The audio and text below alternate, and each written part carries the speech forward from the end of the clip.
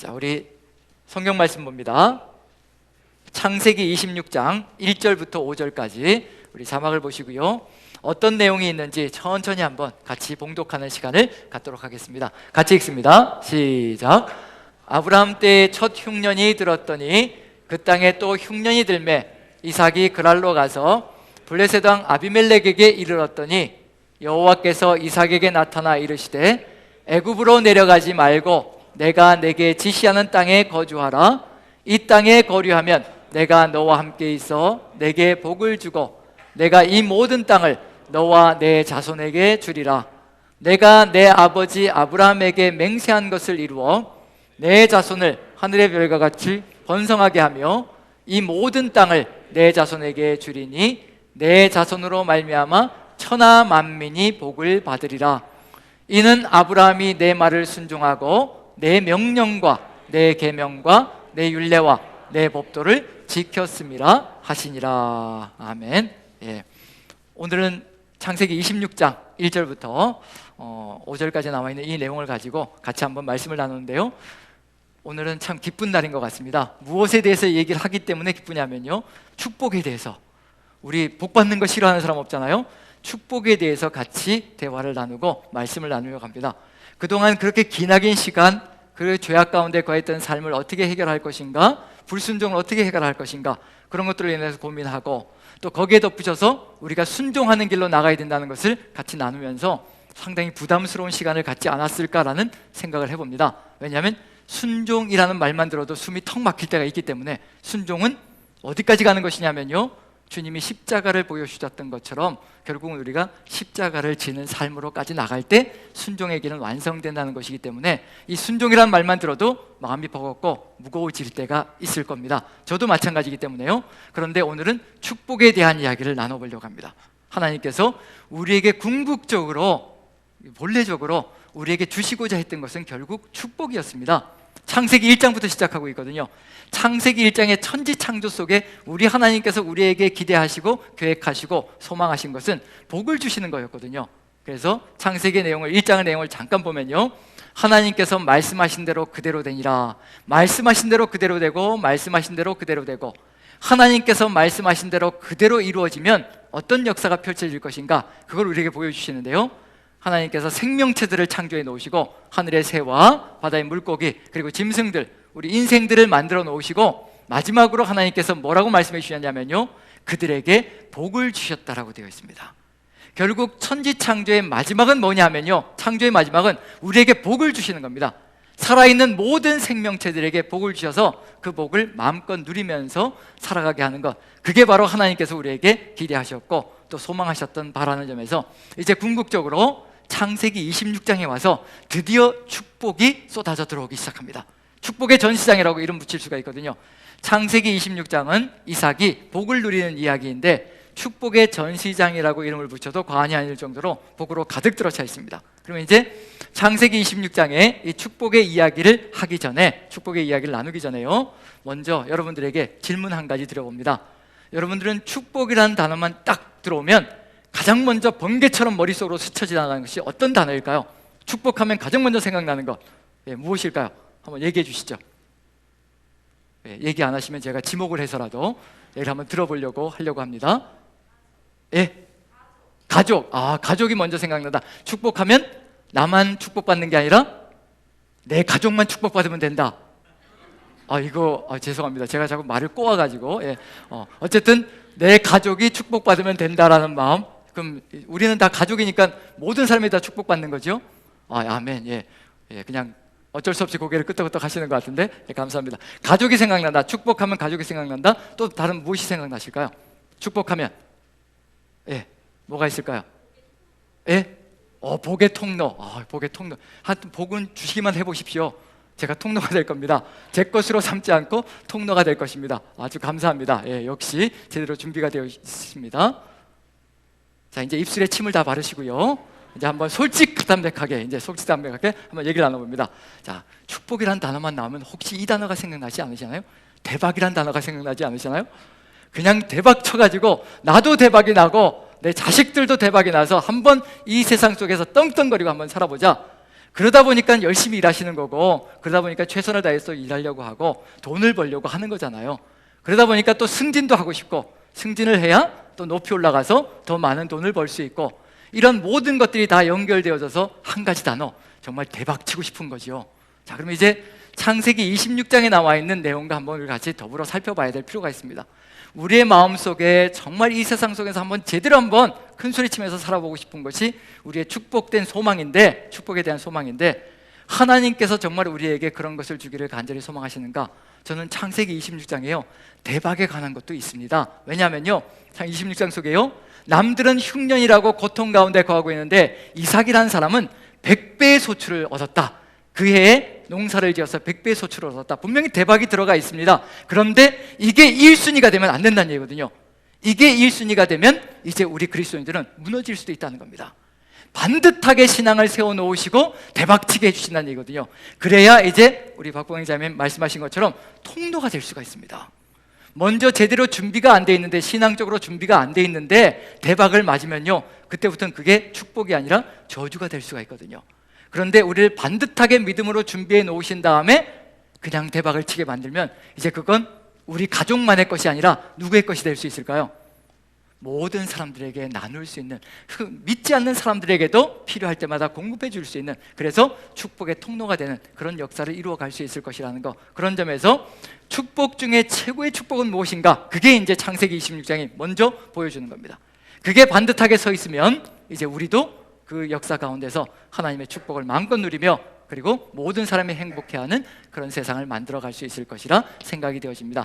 축복 중에 최고의 축복은 무엇인가? 힌트를 이제 한 가지 드리는 이야기를 먼저 나누고 얘기를 펼쳐나가면 훨씬 더 수월하지 않을까 싶습니다. 힌트를 드리는데요, 축복 중에 최고의 축복, 한 자선사업가, 정말 억만장자 자선사업가가 있었습니다. 자선사업가고요. 근데 이 자선사업가는 작은 마을에 고아원을 아주 착실하게, 아주 성실하게 돕고 있었습니다. 그 고아원의 아이들은 이 자선사업가를요, 억만장자 자선사업가를 아빠라고 불렀습니다. 너무 잘해주고 너무 모든 것을 공급해주고 이렇기 때문에 아빠라고 부르면서 그렇게 따랐습니다. 그런데 어느 날 이 자선사업가가요, 이제 마음을 먹고 크리스마스 시즌이 되어서 뭘 했냐면 이 아이들을 다 데리고 서울의 유명한 백화점으로 데리고 갔습니다. 뭘 해주려고 그랬을까요? 원하는 거 다 가지라고, 원하는 거 다 고르라고. 그래서 유명 백화점으로 데려가서 너희들이 원하는 거 다 골라라, 내가 다 사주마. 그랬더니 아이들이 그냥 신이 나서 뭐 옷도 고르고 장난감도 고르고 먹을 것도 고르고 이렇게 하는데, 그런데 유독 한 아이는요 아무것도 고르지 않고요 이 백만장자, 이 자선사업가 뒤만 졸졸 쫓아다니는 거예요. 그래서 이상해가지고, 아니 얘 친구들처럼 저렇게 좀 마음껏 고를 수 있으니까 마음대로 골라라, 근데 왜 고르지 않고 왜 나만 쫓아다니니? 그랬더니 이 아이가 싱글벙글 웃으면서 하는 말이 뭐냐면요, 나는 아빠만 있으면 돼요. 이거 지혜로운 선택 아닌가요? 정말 최고의 선택 아닌가요? 장난감 골라봐야 그거 몇 년 가겠어요. 옷 골라봐야 그거 얼마나 가겠습니까? 행복지수라는 게요, 새 집에 들어가서 새 집에서 살 때 행복지수가, 저도 여기 창원으로 내려오면서 새 집에 들어갔잖아요. 우리 성도님들이 새 집을 또 구입해 주셔가지고 새 집에 들어갔잖아요. 몇 개월 갔을까요? 행복지수가 8개월밖에 안 된답니다. 저도 지금 어떤 느낌을 갖기 시작하냐면요, 집이 추워요. 이게 중앙 난방이다 보니까 추워요. 이 행복지수가 이렇다는 겁니다. 인간의 행복지수가요. 그럼 무슨 얘기냐면요, 이 상황 속에서 이 아이가 선택한 것, 나는 아빠만 있으면 돼요 라고 얘기할 때 이게 어떤 의미를 가지고 있는 것인가? 우리에게도 축복 중에 최고의 축복은 무엇일까? 이제 창세기 26장은 그걸 보여줄 겁니다. 집이 춥든지 뭐라든지 상관하지 않고요, 내 삶의 정황 속에서 이것이 있든지 없든지 상관하지 않고요, 그 상황 속에서 행복을 느끼며 축복을 누리며 걸어갈 수 있는 그 최고의 길이 어디에 있을까? 그걸 우리에게 보여줍니다. 우리도 그걸 찾아야 이제 우리의 삶 속에서 상황에 관계없이 바라보며, 그리고 이 삶을 극복해 나가는 삶을 열어갈 수 있을 것이거든요. 그래서 1, 2절을 먼저 한번 읽어봅니다. 같이요. 창세기 26장 1절 2절 같이 읽습니다. 자, 1절 봅니다. 같이 한번 읽어보죠. 시작.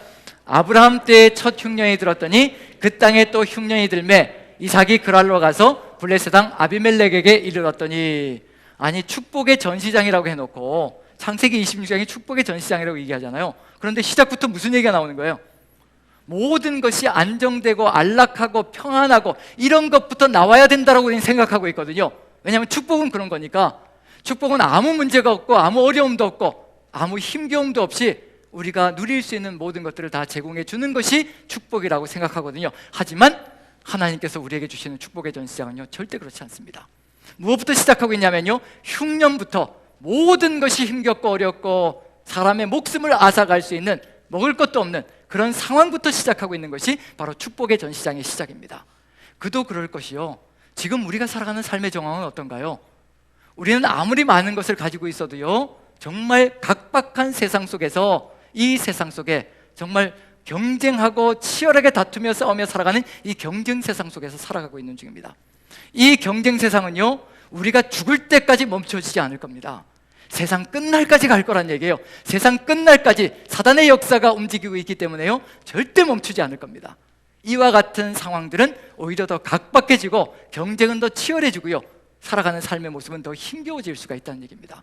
그런 세상이 우리 눈앞에 펼쳐지다는 얘기거든요. 그렇기 때문에 창세기 26장의 축복의 이야기는 뭐냐면요, 그런 세상 속에서도 어떻게 힘차게 담대하게 강하게 살아갈 수 있느냐, 그걸 우리에게 보여주고 있는 중입니다. 모든 것이 안락해야 얘야 평안하고 행복한 거란다, 그걸 보여주시는 게 아니거든요. 이렇게 힘들고 어렵고 모든 것이 다 무너져 있는 상황 속에서도 이와 같은 길을 걸어가면 바로 축복이 될 것이고 힘이 될 것이고 능력이 될 것이라.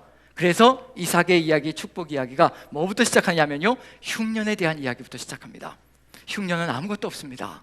모든 것이 메말라가고요, 지금 짐승들은 죽어가고 있는 중입니다. 뭐가 없어서요? 물이 없고 풀이 없어서 죽어가고 있는 중입니다. 그런 상황이 지금 펼쳐지고 있는 것이 눈앞에 이루어지고 있거든요. 그러면 사람의 머릿속에 어떤 마음이 들까? 우리 가족이 먹을 것이 없고 살아갈 힘이 없고 능력이 없고 그러할 때 머릿속에 어떤 생각이 먼저 들까? 살궁리가 먼저 들어간다는 얘기거든요. 그래서 2절 보시면 하나님께서 그걸 아시고 차단시켜 버리십니다. 자, 같이 한번 읽어보죠. 2절 같이 시작. 여호와께서 이삭에게 나타나 이르시되 애굽으로 내려가지 말고 내가 내게 지시하는 땅에 거주하라. 이삭에게 나타나 이르시되 어디로 내려가지 말라고요? 애굽으로 내려가지 말라고 차단을 시켜버립니다. 우리 인생은요, 조금만 어려워지면 어떻게 살아갈 수 있을까를 고민하며 인간적인 방법을 강구하기 시작합니다. 누군가에게 내가 물질이 없을 때 전화를 하면 그래도 빨리 쏴줄 수 있지 않을까?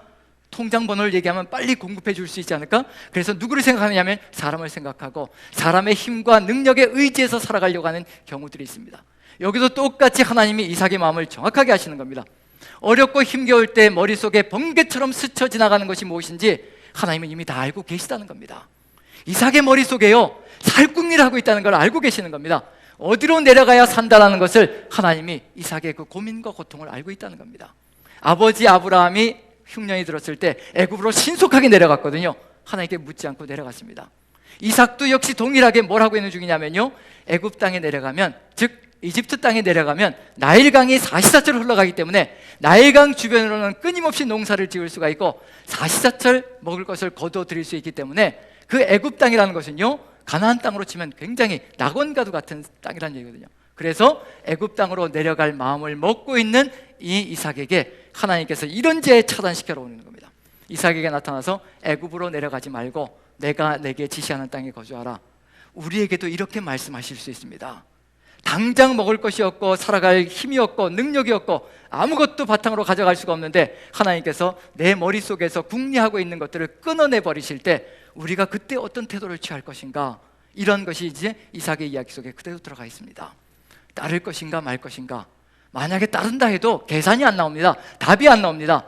애굽으로 내려가지 말라고 하시는데 도대체 하나님의 대책은 뭘까? 무슨 대책이 있을까요? 만약에 그 순간에 비를 내려준다고 하십시다. 이제 머리를 써보는 거죠. 하나님께서 머물라고 해서 하나님은 기적을 일으키시니까 비를 내려주신다고 하자, 이렇게 생각해 보는 겁니다. 그럼 비를 내리면 하루아침에 풀이 자라는 거 아니잖아요. 하루아침에 풀이 자라서 짐승들이 먹을 거리가 마련해지고 하루아침에 곡식이 연그러져서 하루아침에 먹을 것이 생기는 것도 아니잖아요. 아무리 생각해도 머물라고 할 때 인간적인 계산으로는 답이 안 나올 때가 있습니다. 그런데 하나님께서 여기에 지시하는 땅에 거주하라고 얘기하는 겁니다. 그 흉년의 때예요. 그럼 여기에 어떻게 응답할 것이냐에 따라서 다른 세상을 만들어 갈 수가 있다는 얘기가 되는 거죠. 하나님께서 무엇이 있기 때문이냐면요, 하나님께서 머물라고 하실 때는 누구에게 대책이 있다는 얘기인가요? 그렇죠, 우리에게 대책이 없습니다. 이 흉년의 때 우리에게는 아무도 대책을 마련할 수 있는 존재가 없습니다. 비도 내리게 할 수 없고요, 그리고 이 땅의 상황을 변화시킬 수도 없습니다. 대책은 우리에게 전혀 없습니다. 그런데 하나님께서 머물라고 하시는 겁니다. 그럼 누구에게 대책이 있다는 얘기냐면요, 하나님께 대책이 있다는 거. 그게 뭐냐면 이제 3절을 보시면 이게 바로 하나님의 대책입니다. 이걸 믿을 것인지 믿지 않을 것인지, 그것은 우리 각자에게 또 달려있는 몫이 될 겁니다. 자, 3절 같이 한번 읽어보죠. 3절 같이 읽습니다. 시작. 이 땅에 거류하면 내가 너와 함께 있어 내게 복을 주고 내가 이 모든 땅을 너와 내 자손에게 주리라. 내가 내 아버지 아브라함에게 맹세한 것을 이루어. 자, 여기에 답이 들어가 있습니다. 하나님의 대책 뭔가요? 대책 한번 찾아보시죠. 성경을 읽을 때 하나님께서 말씀하셨을 때 그 말씀 속에서 내 삶을 뒤바꿀 수 있는, 내 삶의 어려운 정황들을 뒤바꿀 수 있는 그 대책을 발견하지 못하면요, 우리는 흘겨 지나갈 수밖에 없고요, 또 내 생각대로 살아갈 수밖에 없습니다. 3절에 답이 들어가 있습니다. 하나님의 대책입니다. 이 땅에 거류하면 누가 함께 하시겠다고요? 내가 너와 함께 있어라고 말씀해 주시는 겁니다.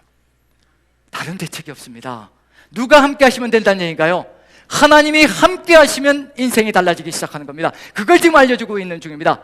어느 누군가가 여러분들에게 축복 중에 최고의 축복이 무엇입니까? 라고 질문하면요, 이렇게 대답하십시오. 하나님이 나와 함께 하십니다. 전능하신 하나님께서 이 세상의 모든 만물을 창조하시고 이 세상의 모든 것을 있게 하신 그 하나님께서 나와 함께 하시겠다고 약속해 주셨습니다. 이것보다 더 큰 축복이 어디 있겠으며 이것보다 더 큰 위력이 어디 있겠습니까? 그렇게 대답해 주십시오. 지금 하나님께서 약속해 주시는 건요, 내가 너와 함께 있을 것이라는 약속입니다. 이 세상의 성경을 읽어보시면요, 성경 속에 지도자들마다, 하나님 앞에 반듯하게 서나갔던 지도자들마다 이 약속을 받지 않은 사람이 없습니다. 이삭이 이 약속을 받았고요, 모세가 내가 늙었는데 어떻게 이스라엘 민족을 구원하냐며 내가 어떻게 바로 앞에 설 수가 있겠습니까? 이제 80세가 되어서 아무것도 할 수가 없습니다. 그때 하나님께서 내가 반드시 너와 함께 할 것이라 그 약속을 주신 겁니다. 너는 아무것도 할 수 없는 80세의 노인이 되어버렸지만 내가 너와 함께하면 모든 것을 할 수 있는 존재가 될 것이라, 바로 앞에도 서고 이스라엘도 구원해내는 존재가 될 것이라 하나님께서 함께 하시겠다는 약속, 이 약속을 수많은 사람들이 받습니다. 이 약속을 받은 사람들마다, 이 약속을 믿는 사람들마다 지도자로 우뚝우뚝 서서 하나님의 백성을 이끌고 나가는 존재들이 되기 시작합니다. 이삭이 이 약속을 받습니다. 내가 너와 함께 있어. 그때부터 벌어지는 게 뭔지 보시라는 얘기예요. 내가 너와 함께 있어. 뭘 주시겠다고 얘기하시나요? 복을 주시겠다는 겁니다. 복이 중요한 것이 아니라 누구와 함께 할 때 복이 온다는 얘기인가요? 하나님이 복의 근원이시기 때문에요, 이 하나님만 붙들면 되는 겁니다. 아빠만 있으면 된다라고 얘기했던 그 아이처럼 우리도 그런 아이 같은 믿음을 가지고요, 하나님만 있으면 됩니다. 아버지만 나의 주가 되시고 아버지가 되셔서 내 삶을 인도해 가시면 부족함이 없습니다 라고 고백하는 그 고백이 있다면요, 이 세상은 살아볼 만한 세상이 될 겁니다. 이삭에게 최고의 축복을 전해주시는 겁니다. 내가 너와 함께 있어 내게 복을 주고, 그 다음부터 무슨 일이 벌어질까요? 복을 주고 아브라함에게 약속하신 것 3가지가 있다고 말씀드렸죠. 3가지. 첫 번째가 땅을 주시겠다고 약속해 주신 것. 두 번째가요, 자손을 번성하게 해주겠다는 것. 세 번째가요, 복의 근원이 되어서 그 자손들과 너를 통하여서 세상 모든 민족의 복을 누리게 할 것이라. 이것이 어떤 때 이루어지는 것인가? 누가 함께하면 이루어지는 건가요? 하나님이 함께 하실 때 이루어지는 겁니다. 하나님이 주신 모든 약속은요, 하나님이 함께 하실 때 모든 것이 완벽하게 실현되어진다는 것을 우리에게 보여주는 겁니다. 누구를 붙잡는 것이 최고의 길인가?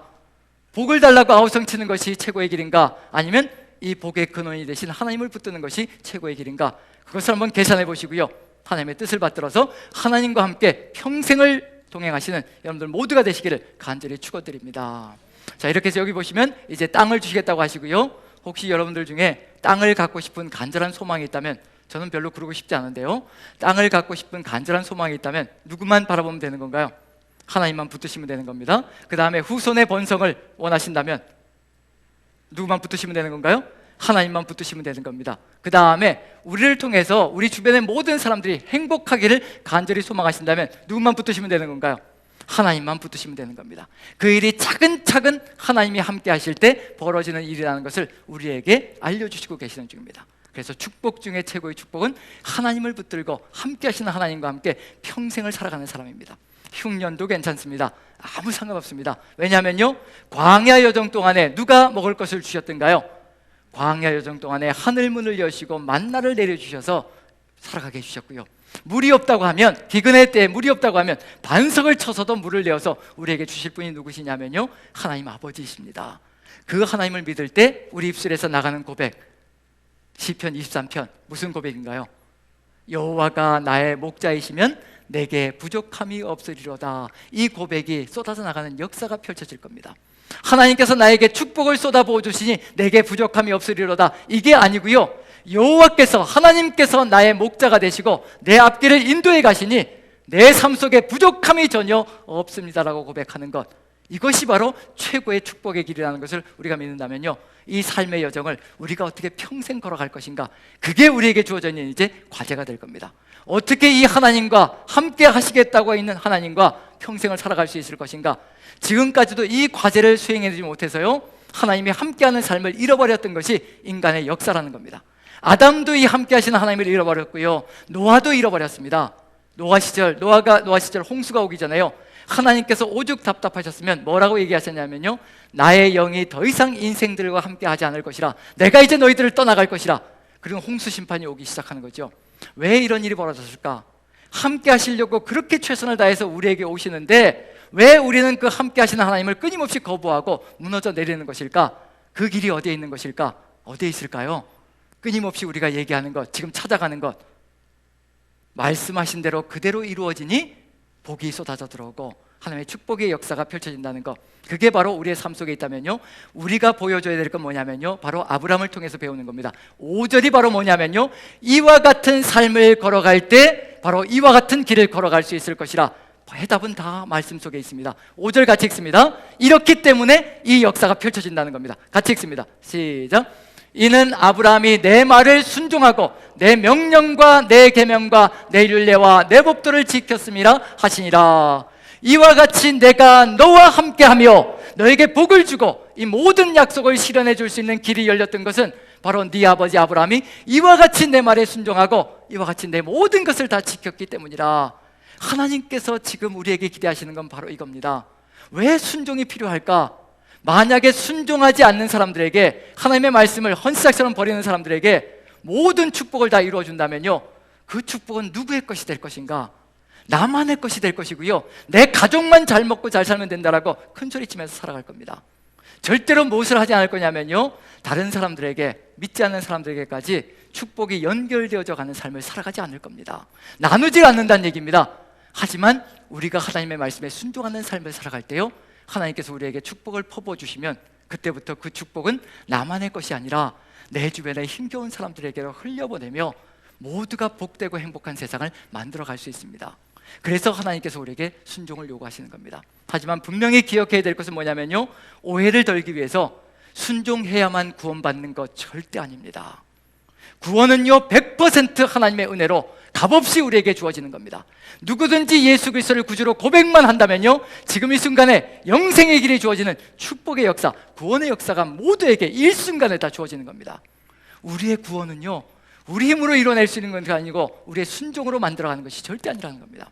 하나님께서 값없이 우리에게 선물로 부여해 주시는 겁니다. 그런데 하나님께서 구원을 이렇게 허락해 주시고요, 이 구원을 평생을 지키기를 간절히 소망하시는 겁니다. 이 구원을 잃지 않기를 소망하시는 거예요.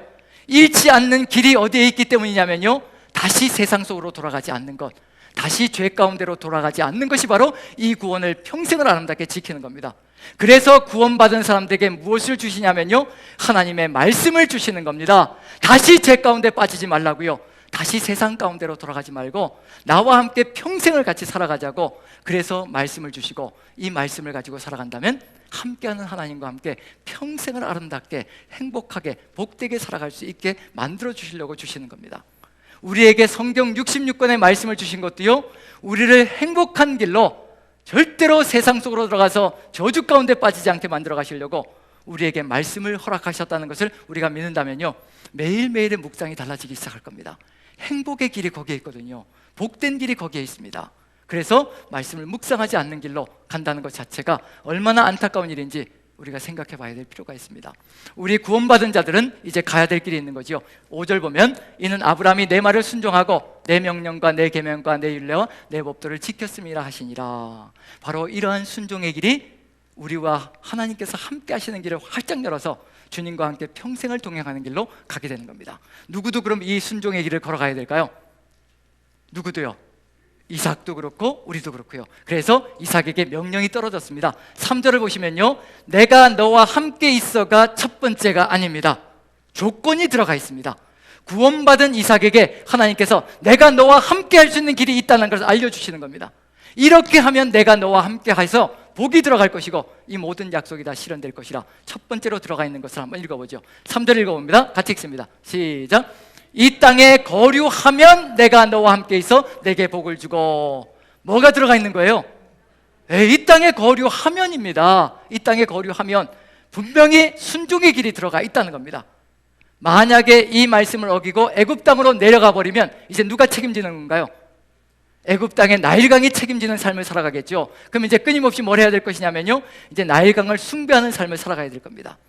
우리에게 물질이 대박을 쳐서 물질이 이만큼 있어야 내가 노후까지 보장받고 살아갈 것이라고 생각하며 걸어간다면요, 우리 그 물질을 숭배해야 합니다. 숭배한다는 얘기는 뭐냐면요, 아무도 내가 모아놓은 이 물질을 빼앗아가지 못하게 철저하게 보호하고 지키면서 절하며 숭배해야 될 것입니다. 하지만 하나님이 우리의 주가 되시고 인도자가 되시면요, 하나님께 모든 것을 맡기고, 설사 내가 아무것도 가진 것이 없어도 누구만 있으면 되는 건가요? 하나님만 있으면 되는 거거든요. 흉년의 때든지 무슨 때든지 상관하지 않습니다. 하나님은 모든 것을 다 이루어갈 수 있는 분이시기 때문에 이 믿음이, 이 어린아이 같은 믿음이 회복되어진다면 우리는 정말 다른 인생을 살아갈 수 있는 존재가 될 수 있다는 거, 진정한 축복을 누릴 수 있는 길로 갈 수 있다는 것을 보여주고 있는 중입니다. 여기에서 이 땅에 거류하면 이제 이삭이 해야 될 일은 뭔가요? 어디로 내려가지 않고 이 땅에 머물러야 되는 건가요? 예, 애굽 땅으로 내려가지 않고 지금 이 땅에 머물러야 하는 겁니다. 그런데 이 땅은 어떤 땅인가요? 행복하고 좋은 땅인가요? 아니면 흉년으로 아무것도 없는 땅인가요? 야, 흉년으로 아무것도 없는 땅에 머물러라고 얘기하면 여러분들은 어떻게 하시겠습니까? 믿습니다 하고 그 자리에서 그냥 무릎 꿇고 죽이든지 살리든지 하나님 마음대로 하십시오라고 그냥 그 자리에서 털퍽 엎어져가지고 주님만 믿고 나아가시겠습니까? 뭐가 좀 이상한데 이거? 이거 좀 이상한데? 이게 아무것도 없는데 뭘 머물라고 하는 거지? 그리고 또 머리를 쓰기 시작하고 하나님보다 더 좋은 머리 내가 가지고 있지, 그렇게 계산해가지고 어딘가로 가시려고 하시겠습니까? 이게 지금 우리의 삶 속에서 벌어지고 있는 일일 수 있다는 겁니다. 하나님께서 분명히 답을 주셨는데도 불구하고 우리는 그 답이 믿기지 않는 겁니다. 누가 믿어지지 않기 때문이냐면요, 하나님이 믿어지지 않기 때문에 그렇습니다. 믿어지지 않는다는 얘기는 뭐냐면요, 하나님의 말씀을 지금 액면 그대로 받아들이지 않고 있다는 겁니다. 믿음은 들음에서 나는 거고요, 들음은 그리스도의 말씀에서 난다라고 분명히 기록하고 있거든요. 하나님의 말씀이 믿어지지 않으니 내 마음속에 하나님을 믿는 마음이 생기지 않는다는 겁니다.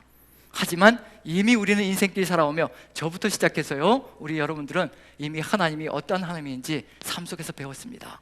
이제는 무엇으로 매주를 쓴데도 믿으시나요? 이제 콩으로 매주 쓰는 건 당연한 거고요, 팥으로 매주를 쓴다 그래도 하나님이 하시는 일이면 믿습니다. 팥으로 매주를 써서 팥이 다 흩어져 버리지만 하나님께서 하시면 그 흩어지는 팥도 다 뭉쳐가지고 매주를 만드실 줄로 믿습니다. 이 하나님을 향한 믿음과 신뢰가 있다면요, 우리는 살아갈 수 있습니다. 자, 여기에서 감사하게도 이삭이요, 그 땅에 머물렀다라고 6절에 들어가 있습니다. 그 땅에 머물렀다. 그럼 이제 뭐가 나타나기 시작할까요? 이제 머물렀습니다. 머물렀으면 이 땅에 거류하면 내가 너와 함께 있어 내게 복을 주고라고 돼 있으니까 그 다음부터 뭐가 쏟아져 나와야 될까요? 이제 대박치는 이야기가 막 쏟아져 나와야 되겠죠. 왜냐하면 순종했으니까요. 근데 이게 참 안타까운 게요, 안타까운 게 또 이제 한숨이 푹 나오죠. 그 다음에 대박치는 이야기가 나와야 되는데 100배의 소출을 얻었다는 얘기가 그 다음에 나와야 줘야 되는데, 그래야 순서가 맞을 것 같은데 근데 그게 아닌 거예요. 또 마음을 답답하게 만듭니다. 자, 그래 7절을 한번 봅니다. 어떤 이야기가 나오는지. 하지만 이 속에 뭐가 들어가 있냐면요, 하나님의 축복이 얼마나 대단한가를, 하나님의 약속이 얼마나 위대한가를 알려주는 시금석이 들어가 있습니다. 이걸 알면 그 다음부터 이제 걱정하지 않습니다. 자, 7절 같이 읽습니다. 같이 한번 읽어보죠. 시작. 그곳 사람들이 그의 아내에 대하여 물으매 그가 말하기를 그는 내 누이라 하였으니 리브가는 보기에 아렸다함으로 그곳 백성이 리브가로 말미암아 자기를 죽일까 하여 그는 내 아내라 하기를 두려워함이었더라. 아니, 세상을 두려워하는 이야기가 들어가 있어야 되는 건가요? 오히려 세상 속에서 당당하게 살아가는 이야기가 들어가 있어야 되는 거예요. 그렇죠. 이제 하나님께서 함께 하셔서 복을 준다고 했으면 세상 속에 들어가서도 그 복덩어리 누리면서 한번 큰 소리 치면서 떵떵거리며 살아가는 이야기가 등장해야 되는데 이게 웬일입니까? 이삭은 나그네로 지금 이방 땅에서 와가지고 나그네로 지금 여기서 살아가고 있는 중이거든요. 나그네로 떠돌고 있습니다. 그런데 아비멜렉이라는 블레셋 왕, 군대 장관도 있습니다. 군대 장관이 있다는 얘기는 뭐냐면요, 군대도 있다는 얘기예요. 이삭 하나 죽이는 건 일도 아닌 세상입니다. BC 2000년경의 세상 속에서, 지금으로부터 4000년 전입니다. 그 당시에는요, 어디에서 왔는지도 모르는 떠돌이 하나 죽이고 그가 가지고 있는 모든 것을 빼앗아 가지는 건요, 일도 아닌 세상입니다. 법도 없는 세상이거든요. 그런 세상에 이삭이 떠돌고 있으니 얼마나 마음이 공포스럽고 두려울 것인가. 그래서 뭐라고 얘기하나요? 아내가 너무 아리따우니까 뭐라고 속이나요? 예, 우리 정상수 형제는 절대로 이러지 마십시오. 예, 세상이 무서워가지고 이 아리따운 아내를 누이라고 속여서 이제 그런 일을 절대 벌이지 않도록 누구를 믿어야 되냐면요, 하나님만 믿으면 됩니다. 오늘 아주 저 부부를 향해서 설교하는 것 같다는 생각이 드는데요. 자, 어찌되었든, 자, 여기서 이삭이 두려워서요, 무서워서 뭐라고 얘기한 건가요? 아내를 뭐라고 속인 거예요? 누이라고 속였습니다. 여기에서 이삭이 잃어버린 게 뭘까요? 분명히 시작점에서 누가 함께 하신다고 얘기해 주셨나요? 하나님께서 내가 너와 함께 할 것이라고 약속해 주셨습니다. 그런데 세상 속에 들어가니까요, 너무 무서운 거예요. 누구를 향한 시선이 사라져버린 건가요? 그렇게 전능하시고 위대하신 하나님이 눈에 보이지 않는 겁니다. 이게 지금 우리가 살아가고 있는 세상이라는 것입니다. 이삭이 살아갔던 그 세상이요, 지금 우리가 살아가고 있는 세상과 딴판이 아니라 똑같은 세상입니다. 흉년으로 세상이 온통 기갈이 나고, 코로나로 인해서 세상이 경제적으로 어려워지고 피폐해지고 무너져 가고 있고요. 그래서 내가 어떻게 살아갈까 고민하고 있는 세상이고요. 거기에 덧붙여서 세상은 너무도 각박하고 경쟁이 치열하고, 이 세상 속에서 세상과 타협하지 않으면 도저히 살아갈 수도 없을 것 같고, 직장에서도 한순간에 직장 상사의 그 비리에 협잡하지 않으면, 타협하지 않으면 한순간에 목줄이 날아가고, 아니면 책상 빠져서 저쪽 변기 옆으로 가고, 이런 일이 벌어질 것 같은 세상이 바로 우리 눈앞에 펼쳐져 있는 두려움과 공포 가운데 거하는 세상이라는 겁니다. 이삭이 살아갔던 세상이나 우리가 지금 살고 있는 세상이나요, 전혀 다른 세상이 아닙니다. 하지만 하나님께서 이 속에서 축복이 무엇인지를 알려주시고 계시는 중입니다. 현실감 있는 축복을 얘기하시는 겁니다. 모든 것이 안락해지면 축복이 가득 찬단다 얘야, 내가 너희 앞에 모든 어려움들을 다 해결해 주마, 이게 아니라는 겁니다. 흉년도 있고요, 세상 사람의 두려움도 있습니다. 거기에서 목숨줄이 아까워서 죽을까 봐 겁이 나서 정말 세상과 타협하는 믿음의 사람의 이야기가 들어가 있습니다. 누가 보이지 않느냐면요, 전능하신 하나님이 보이지 않습니다. 그럼 우리는 너무도 미약한 존재가 됩니다. 왜냐하면 우리 힘으로는 세상과 당해낼 수가 없습니다. 세상의 그 거대한 위력을요, 어떻게 우리 힘으로 당해낼 수 있겠냐는 얘기예요. 전능하신 하나님께서 함께하지 않으면요, 절대 세상은 우리가 당해낼 수도 없고 경쟁할 수도 없는 세상입니다. 그래서 하나님께서 내가 너와 함께 있을 것이라고 말씀해 주시는 겁니다. 잃어버린 것을 회복하지 않는다면 이 세상 속에서 축복도 누려보지 못하고 끝장날 겁니다. 그래서 8절 9절 보시면요, 8절 이제 뭐가 벌어지기 시작하냐면요, 거짓말을 한 거잖아요. 하나님의 사람이 거짓말을 한 겁니다. 그럼 누가 탄로나게 하실까요? 하나님께서 탄로나게 하십니다. 그대로 놔뒀다간 죽는 길로 간다는 것을 하나님이 뻔히 아시기 때문에요, 우리 그리스도인들이 거짓말하는 것은요, 그 자리에서 드러나게 만들어 주십니다. 그게 또 축복입니다. 자, 8절 같이 한번 읽어보죠. 같이 시작. 이삭이 거기 오래 거주하였더니 이삭이 그 안에 리브가를 껴안은 것을 블레셋 왕 아비멜렉이 창으로 내다본지라. 아니, 좀 껴안으려면 어디서 껴안으면 되는 거예요?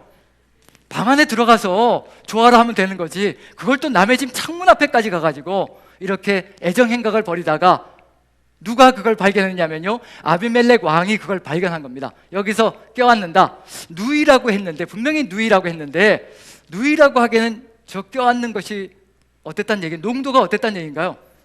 농도가 좀 짙었을 거예요. 그러니까 아비멜렉 왕이 분명히 알았던 거죠. 저거 누이 아니다, 저거 분명히 아내다. 그 정도로 농도 짙게 지금 껴안고 애정행각을 벌이고 있는 중입니다. 남의 집 앞에서요. 그 정도로 사랑하는 거죠. 자, 그런 점에서 하나님께서 보여주게 하시는데, 자, 여러분들이 아비멜렉 왕이라면 어떻게 하시겠어요?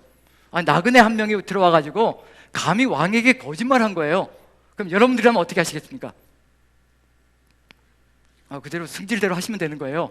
그동안 여기 숨겨두셨던 승질들 하나님의 말씀으로 꼭꼭 눌러두었다가 때만 되면 나타나는 그 성질, 그거 한번 얘기해 주시죠. 어떻게 하시겠어요? 당장 끌어다가 어떻게 하나요? 그 자리에서 그냥 물고를 내는 건가요? 목을 쳐버리는 건가요? 예, 알겠습니다. 이미 목을 치셨습니다. 예, 알겠습니다. 자, 9절까지 한번 읽어봅니다. 9절까지 이렇게 따집니다. 아비멜렉 왕이요. 같이 읽습니다. 시작.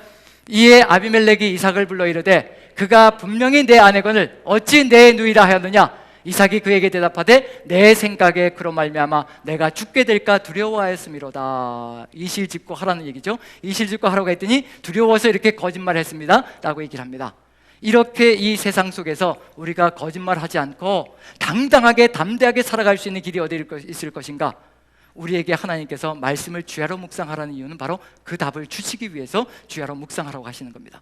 누구를 발견할 수 있을까요? 말씀을 주야로 묵상하면 누구를 발견할까요? 살아계신 하나님을 발견하고요, 그 하나님이 어떤 분인가를 발견할 수가 있습니다.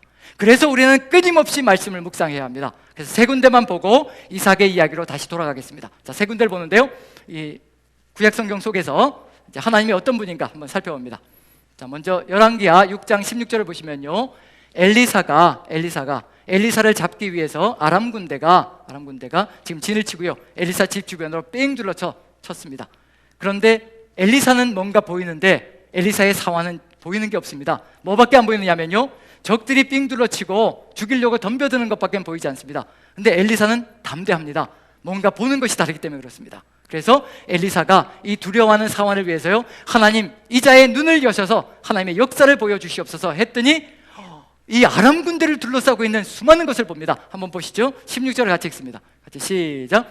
대답하되 두려워하지 말라. 우리와 함께한 자가 그들과 함께한 자보다 많으니라 하고, 아람 군대를 둘러싸고요, 천군 천사들이 둘러싸고 있고 하늘에 불말과 불병거가 가득 들어차서 산을 메우고 있는 겁니다.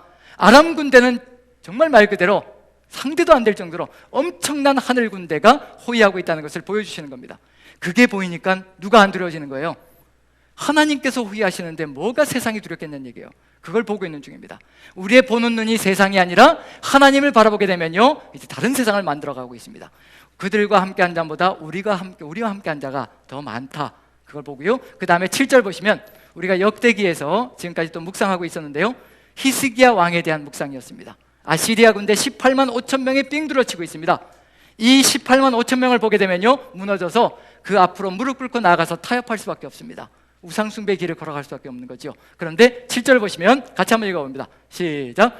너희는 마음을 강하게 하며 담대히 하고 아수르 왕과 그를 따르는 온 무리로 말미암아 두려워하지 말며 놀라지 말라. 우리와 함께 하시는 이가 그와 함께하는 자보다 크니. 하나님의 말씀을 묵상할 때마다 이런 내용들이 우리 앞에 턱턱 다가옵니다. 세상의 그 어떤 위력보다도 우리 하나님의 위력이 더 크시다는 것, 그걸 묵상하기 시작할 때요, 우린 세상 속에 절대 무릎 꿇지 않습니다. 담대하게 강하게 세상을 이기며 나아가는 존재로 강하게 서나갈 수 있는 존재가 될 수 있다는 겁니다. 누구를 봐야 한다는 얘기냐면요, 하나님을 보는 겁니다. 이 하나님께서 18만 5천 명을 하루아침에 전멸시켜버리는 역사가 펼쳐졌습니다. 자, 그 다음에 마지막으로 한번 보시죠. 시편입니다. 93편 같이 읽습니다. 시작.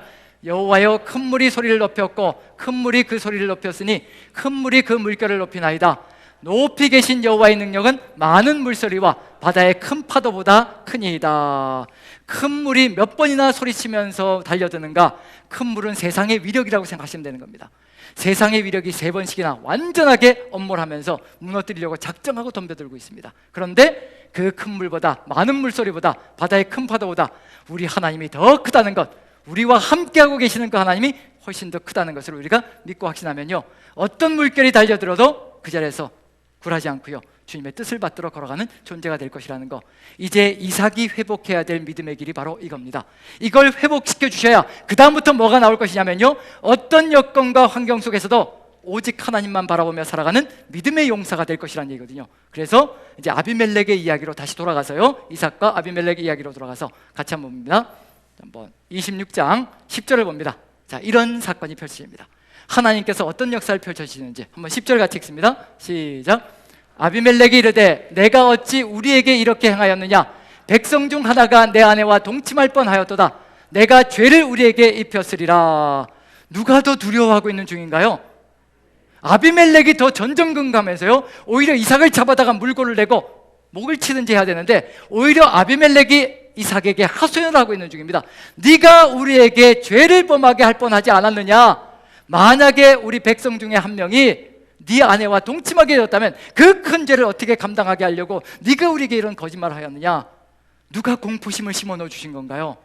하나님께서 이방인의 심정 속에다가요, 내 아이를 건드리기만 하면 네가 한순간에 다 사라져버릴 것이라, 그렇게 하나님께서 공포심을 심어넣어 주시는 겁니다.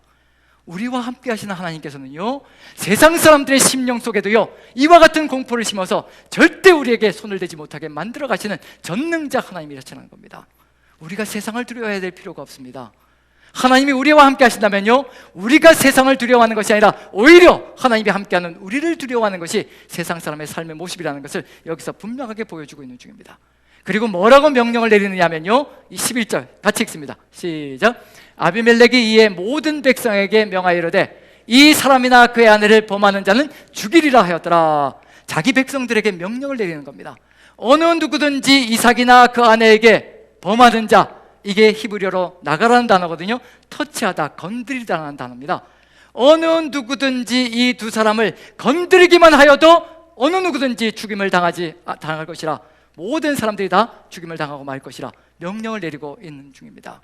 누가 보호해 주시는 건가요? 하나님께서 보호하고 계시다는 것을 알려주시고 계시는 중입니다. 지금 우리가 세상을 두려워하고 있다면요, 오히려 세상이 우리를 두려워해야 합니다. 우리가 세상을 두려워하고 있다는 얘기 뭐냐면요, 우리가 전능하신 하나님을 잃어버리고 있다는 것, 그것밖에는 답이 없습니다. 지금 우리가 회복해야 될 것이 무엇인지를 분명히 기억해 주십시오. 하나님께서 함께 하시면 세상 사람도 우리를 두려워하며 우리를 건드리지 못한다는 것을 마음에 새기시고, 우리가 지금 걸어가야 될 사명의 길이 무엇인지 우리가 해야 될 것은 딱 한 가지밖에 없습니다. 하나님께서 함께 하시겠다고 약속해 주셨습니다. 그런데 그 앞에 네가 이 땅에 거류하면 내가 너와 함께 있어 너에게 복을 줄 것이라. 우리 주님께서 우리에게 주신 모든 계명들을 우리가 찬찬히 삶을 통하여서 이루어간다면 함께 하시는 하나님께서 우리의 삶을 지키시고, 또 우리 주변에서 살아가는 세상 사람들의 삶까지도 하나님께서 다듬고 인도하셔서 우리가 세상 속에서 강하고 담대하게 살아갈 수 있게 만들어 가실 것이라는 것, 그 약속을 우리에게 주고 계시는 중입니다. 요한복음 15장에 분명히 기록되어 있기를요, 예수님께서 우리에게 말씀하시길, 내가 아버지의 계명을 지켜 아버지의 사랑 안에 거하는 것처럼 너희도 내 계명을 지키면 내 사랑 안에 거할 것이라.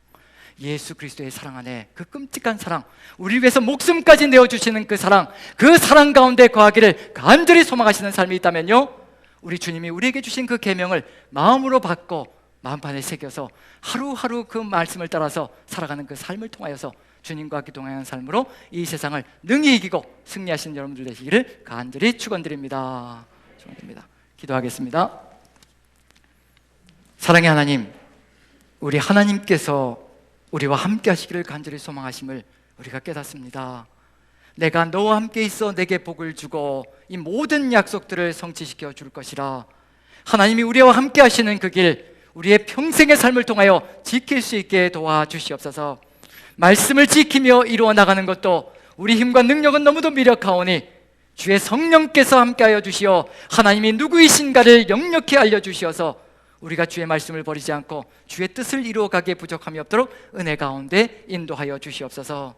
여기 모이신 모든 성도님들, 그리고 또 가정에서 함께하는 우리 성도님들 한마음 되어 주의 계명을 삶으로 이루어가며 이러한 하나님의 축복 평생을 통하여 마음껏 누리며 승리하며 세상 속에도 축복을 전하는 삶으로 이루어가게 도와주시옵소서.